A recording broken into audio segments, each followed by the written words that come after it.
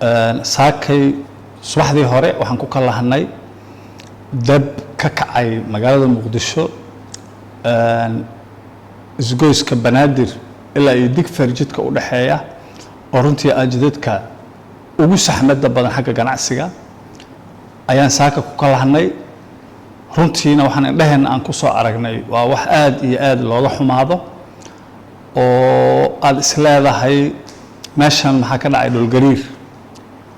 dhibaato aad iyo aad u weyn oo baahsan ayaa halkaas xalay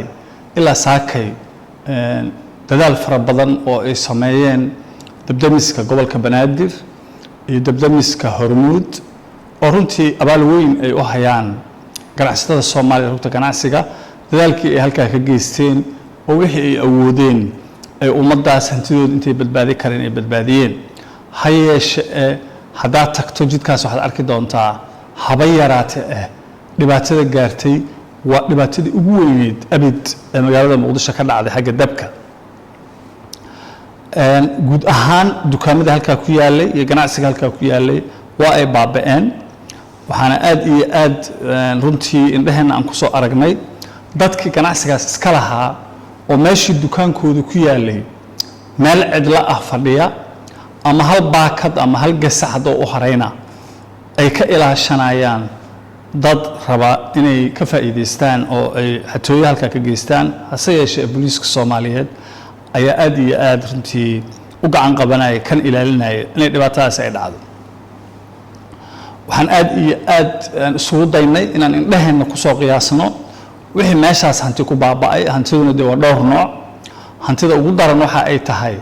guryihii ganacsiga uu ka socday oo dhammaantood dhulka ku darsamay ma hayno runtii wax geeri ah oo noo sheegay iyo dhaawacyo culus runtii waxa kale oo baaba'ay oo maanta aad islaada meeshan waxba kuma oolino asaaska xataa la waayay guryo waaweyn oo uu ganacsi ka socday hantidii meeshaas taallay oo baaba'day dadkii iska lahaa hantidaas oo maanta faramaran oo dadkii u shaqeynaya ayagiiba beri subax meel ay u kalahan aan la arag sidaas darteed qiimeyn degdega oo aan ku sameynay dhibaatada halkaa ka dhacday kama yara lacag aan 30 milyan aan ka yarayn ayaa halkaa dhibaato ay ku gaartay weydiintu waxa ay tahay ganacsiga Soomaaliya caymis kuma jiro waa mushkilad aad iyo aad u weyn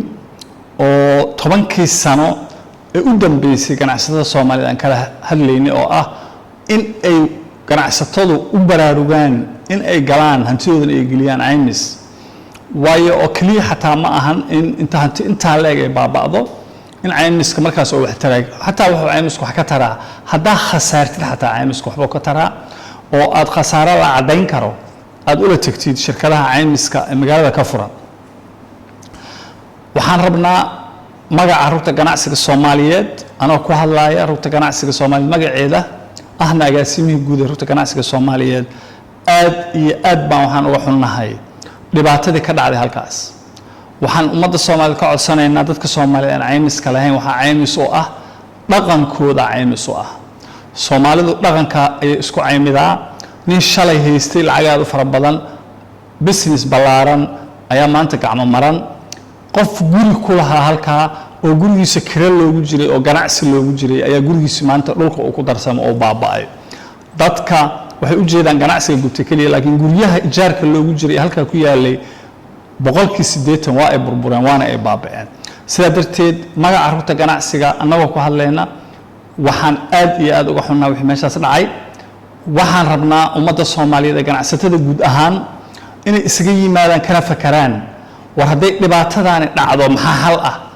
ma ahan kaliya dabka waxa dhici karta inuu wax khasaaraan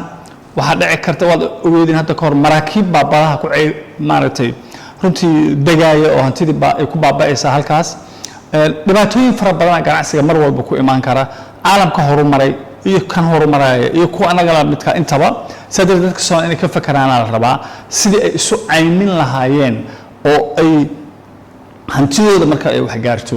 ay meel caymisa oo ay u dhaqaaqaan ay u heli lahaayeen inta ka horeysa oo la isaga imaanayay ummadda Soomaaliyeed dhaqan waxa oo ah in ay ayagu is caawiyaan oo ay isu soo gurmadaan sida darteed waxa meesha ka dhacay waa gurmad mudan in qof kasta oo mas'uul ah oo cagihiisa ku tago indhihiisa ku soo arko waxa meeshaas yaala aad iyo aad baan walaalayaal uga xunnaa wixii dhacay indhaha nagaanan ku soo aragnay karaankeenna wixii ahna haddii alla idmo qalbiga ayaan idin kala jirnaa waa ku dadaalaynaa wixii aan qaban karna inaan qabanno aadaadna u mahadsantihiin wabilaahi towfiiq